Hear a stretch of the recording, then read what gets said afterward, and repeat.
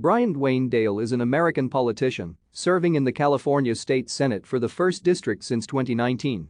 A member of the Republican Party, Dahle served as the minority leader of the California State Assembly while representing the 1st Assembly District. Prior to his election to the state legislature, Dahle was a farmer and Lassen County Supervisor.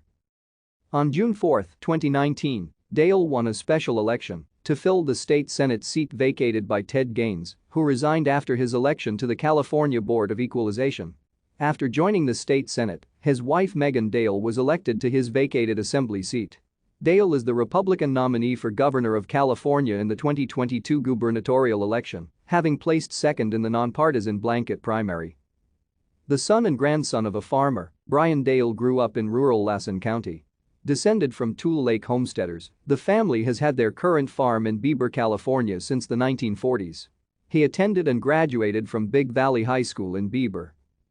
Dahle married his wife Megan in 1999, who currently serves in Dahle's former state assembly seat. Thank you for watching. Like and subscribe if you would like to view more of our videos. Have a nice day.